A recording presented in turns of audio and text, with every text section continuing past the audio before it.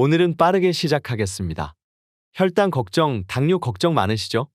오늘은 당뇨 전 단계이신 분들이나 이미 당뇨에 걸린 분들, 예를 들어 마른 당뇨, 뚱뚱한 당뇨까지 모든 당뇨인 분들에게 적용되는 당뇨를 이겨내는데 도움되는 꿀팁과 의외로 당뇨에 도움이 되는 영양소에 대해 알아보겠습니다. 끝까지 영상 시청하시면 새롭게 밝혀져서 많은 분들이 모르셨을 정말 의외의 정보도 알아가실 수 있으니 절대 놓치지 마시길 바랍니다. 알아보기 앞서 영상 제작에 큰 힘이 되는 구독과 좋아요 부탁드리겠습니다. 지금 잠시 손톱을 확인해 보시길 바랍니다. 첫 번째로 확인해 보아야 하는 것은 손톱의 세로줄입니다. 혹시 손톱에 세로줄이 그어져 있지는 않으신가요? 당뇨를 포함해서 몸이 안 좋으신 분들은 손톱에 세로줄이 선명하게 그어져 있는 경우가 많습니다. 하지만 이것만으로는 당뇨를 확신할 수는 없습니다. 두 번째로 확인하실 것은 평소에 손톱이 약하고 잘 갈라지는지 여부입니다. 평소에 혈당이 높아서 혈액 속 포도당이 손톱을 구성하는 케라틴이라는 단백질을 잡아먹으면 손톱의 구조가 약해지고 잘 부서지게 됩니다. 손톱 상태와 당뇨의 상관관계에 대해서 조사한 실험을 함께 알아보겠습니다. 건강한 사람과 약한 당뇨 환자, 심한 당뇨 환자 총 3그룹으로 나누어서 손톱을 관찰했는데요. 혈당이 높아질수록 손톱에서 관찰되는 당 독소가 점점 늘어나는 것을 확인할 수 있었고, 또한 혈당이 높을수록 손톱에 난 구멍이 커진 결과도 나타났습니다. 실험에서 알 수 있듯이 혈당이 높아질수록 손톱과 발톱의 견고함이 떨어지고 잘 부서지고 약해진다는 것입니다. 그러면 이러한 증상을 막으려면 어떻게 해야 될까요? 많이 들어보셨을 영양소 류신을 섭취하시면 됩니다. 간은 우리 몸에서 손톱과 발톱을 만드는 장기입니다. 그리고 간은 우리 몸에서 혈당을 조절하는 장기이기도 하죠. 간은 공복 상태일 때 우리 몸을 유지하기 위해 포도당을 만들어서 혈중으로 방출시킵니다. 여러분들이 아침에 일어나서 아무것도 먹지 않은 상태인데도 공복 혈당이 높은 이유는 바로 간이 포도당을 혈중으로 내보내기 때문입니다. 그런데 간 기능이 떨어져서 이걸 섬세하게 잘 조절하지 못하면 포도당을 갑자기 많이 분비해 버리게 되는데요. 이때 인슐린이 제대로 작동한다면 포도당을 근육에다가 바로 집어넣어서 혈당을 안정시킬 수 있게 됩니다. 이런 작용을 위해 필요한 영양소가 바로 류신입니다. 서울 삼성병원에서 당뇨를 예방하거나 악화되는 것을 막는 방법으로 매우 중요하게 꼽은 것이 바로 체중 관리인데요. 마른 당뇨 환자분들은 뺄 살이 없는 경우가 많죠. 그럼 살을 찌워야 할까요? 근육을 늘리는 것이 답입니다. 앞서 설명드린 대로 인슐린이 제대로 작동해서 근육의 포도당을 저장해야 하는데 근육량이 부족하면 혈당을 저장할 창고가 부족하게 되는 것이죠. 그렇기 때문에 근육을 합성하는 단백질인 류신이 반드시 충분하게 필요합니다. 류신은 근육을 만드는데 원료로 사용될 뿐 아니라 인슐린이 포도당과 반응하는 민감성도 높여주고 류신 자체로도 인슐린 분비를 자극하기도 합니다. 그렇기 때문에 류신은 혈당을 조절하시는 분들이 필수적으로 챙겨야 하는 영양소입니다. 우리가 일상생활에서 섭취하는 음식 중에 류신이 많이 들어있는 대표적인 음식은 콩류입니다. 잡곡밥을 드실 때도 콩을 넣어 드시면 좋고, 콩이 싫다면 두부를 드시면 됩니다. 당뇨가 걱정되신다면 두부를 매일 식탁에 올리시는 것을 추천드립니다. 두부는 근육을 생성하는 단백질인 BCAA 중에 류신 이외의 발린과 이소류신도 풍부하게 함유되어 있습니다. 그리고 쌀밥을 대신하기에 맛도 좋고 포만감도 오래 유지가 됩니다. 근육을 만드는 데 도움이 되면서 혈당도 덜 올리는 두부보다 당뇨에 좋은 음식은 없다고 봐도 되겠죠? 그런데 근육을 만들겠다고 단백질만 먹고 탄수화물을 딱 끊어버리시는 분들이 많이 계십니다. 근육을 합성할 때는 탄수화물이 필요하기 때문에 탄수화물도 꼭 챙겨 먹어줘야 하는데요. 흰쌀밥보다는 잡곡밥 같은 혈당 지수가 낮은 탄수화물로 적당히 섭취하시는 것을 추천드립니다. 그럼 마른 당뇨 환자분들 말고 살찐 당뇨 환자분들에게는 류신이 필요 없을까요? 당뇨 환자는 살이 쪘든 말랐든 세포 기준에서는 기아입니다. 나는 살이 이렇게 쪘는데 무슨 기아냐고 하실 수 있는데요. 혈당이 높다는 것은 혈관 안에 당이 많은데 이게 세포로 제대로 못 들어간다는 말입니다. 그래서 세포는 굶주리고 있습니다. 그런데 어떻게든 우리 몸은 생존을 위해 어디선가 에너지를 가져와야 합니다. 처음엔 지방을 가져다 쓰는데요. 그래도 안 되면 근육을 쪼개서 단백질을 포도당으로 바꿔서 에너지원으로 활용하게 됩니다. 살이 쪘든 말랐든 인슐린 저항성이 발생하기 시작하면 단백질을 분해해서 포도당을 만든다는 이야기입니다. 예전에 비해 팔다리가 점점 가늘어지고 배는 볼록하게 나온다면 이것은 이미 당뇨에 걸렸거나 당뇨로 가고 있다는 강력한 신호입니다. 이티가 사람이었으면 당뇨 고위험군이었겠죠? 그렇기 때문에 살이 찐 사람이나 마른 사람이나 단백질을 반드시 충분히 섭취해 주어야 하고 특히 식물성 단백질인 두부를 추천드립니다. 손톱은 이제 확인이 끝났고 다음으로 관심 있게 보셔야 할 신체 부위는 바로 눈입니다. 당뇨 환자가 가장 손상당하기 쉬운 장기 중 하나가 바로 눈입니다. 손발톱과 안구에 관한 연구가 있는데요. 간단하게 설명드리겠습니다.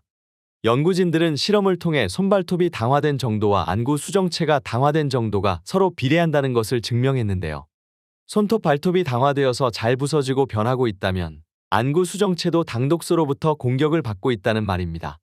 갑자기 시력이 떨어지는 것이 느껴진다면 당뇨 문제를 의심해 볼 수 있다는 이야기입니다.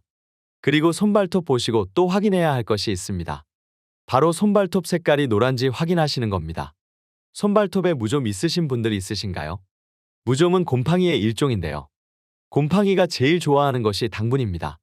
혈액 속에 당분이 많아서 손발톱에 사는 곰팡이한테 먹이를 팍팍 공급해주면 무좀균이 더 신나서 잘 자라게 됩니다. 여기까지 해당되는 내용이 있으신가요? 이게 끝이 아닙니다. 여러분들이 섭취하시면 좋을 두 번째 영양소는 바로 마그네슘입니다. 공복혈당이 올라가는 것과 숙면을 취하지 못하는 것에는 밀접한 관계가 있습니다. 숙면을 취하지 못하면 피로로 인해 간이 약해지고 그로 인해 혈당 조절을 제대로 못 해내고 손톱 만드는 일도 제대로 못합니다. 손톱을 구성하는 케라틴이 합성될 때 바로 마그네슘이 사용되는데요. 마그네슘은 혈당을 조절할 때 가장 필수적인 미네랄 중 하나입니다. 특히 당뇨 환자분들이 마그네슘 섭취가 적은 경우가 많습니다. 그럼 어떻게 섭취해야 할까요? 앞서 말씀드린 두부도 마그네슘과 류신이 함유되어 있고 아몬드, 호두, 땅콩과 같은 견과류에도 마그네슘과 류신이 풍부하게 함유되어 있습니다. 혈당을 걱정하는 분들이 몸에서 반드시 확인하셔야 할 것이 또 있는데요. 요즘 들어 부쩍 잇몸 염증이나 충치가 잘 생기지 않았는지 확인해 보셔야 합니다. 이건 혈당뿐만 아니라 심하면 뇌졸중이나 심근경색까지 연관되어 있을 수 있으니 주목하시길 바랍니다. 사탕같이 단 음식을 많이 먹으면 충치가 생긴다는 것은 많은 분들이 아는 사실입니다. 충치를 유발하는 세균인 뮤탄스균이나 진지발리스균이 당분을 먹이로 증식하기 때문에 그렇습니다. 혈당이 높은 상태로 유지되면 입속 환경도 정상인에 비해 당분의 농도가 높아집니다. 그만큼 나쁜 세균들이 많이 증식하여 이것이 잇몸 염증과 충치를 유발하는 원인이 되기도 합니다. 그리고 입안에서 진지발리스균이 과하게 증식할 경우 잇몸에서 상처가 났을 때 진지발리스균이 상처 사이로 잇몸을 뚫고 혈관 속으로 들어가 혈액 속을 떠돌아다닙니다. 그런데 떠돌아다니던 진지발리스균이 콜레스테롤이 쌓여서 혈관을 막을 때 이러한 현상을 과속화시키게 됩니다. 만약 요즘 들어 잇몸이 자주 붓고 피도 나고 해서 불편하시다 싶으시면 혈당 관련 문제가 있는지 병원에 가서 진단을 받아보시길 바랍니다. 당뇨 환자가 섭취해야 하는 세 번째 영양소는 바로 비타민C입니다. 2023년에 발표된 따끈따끈한 논문이 있는데요. 그 내용을 살펴보면 당뇨 환자나 당뇨가 우려되는 사람들에게 비타민C 영양제를 섭취하는 것이 상당히 유용하다고 밝혔습니다.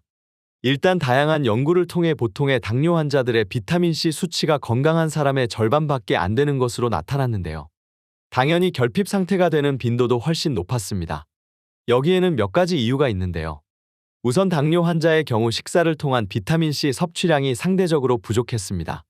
혈당 유지를 위해 과일 섭취를 제한한 것도 원인이 될 수 있지만 보통은 식습관이 안 좋은 경우가 많았습니다. 그리고 당뇨가 있으신 분들은 비타민C와 당과의 흡수 경쟁으로 인해 비타민C 생체 이용률이 떨어지고 건강한 사람에 비해 비타민C가 소변으로 더 빠르게 배출되었습니다. 또한 보다 쉽게 발생하는 활성산소를 없애기 위해서 더 많은 비타민C를 소모하기도 합니다.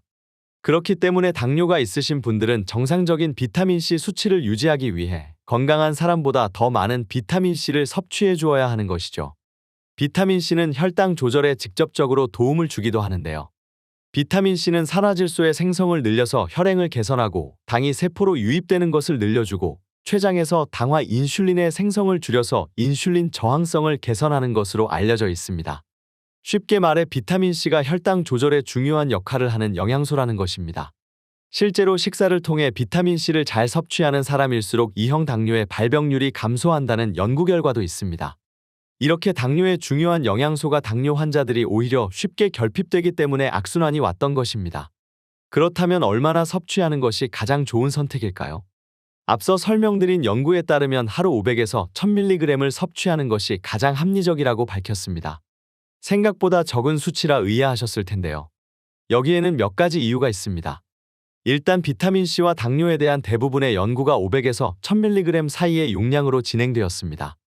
비타민C와 혈당에 관한 13개의 논문 중 12개가 500에서 1000mg 사이의 용량으로 진행되었기 때문에 혈당 조절의 효과를 누리고 싶으시다면 용량을 맞춰서 드시는 것이 현명한 방법입니다. 또한 연구에 따르면 비타민C의 효과는 섭취 기간이 길어질수록 더 크게 나타나니 꾸준히 매일매일 섭취하는 것도 중요합니다.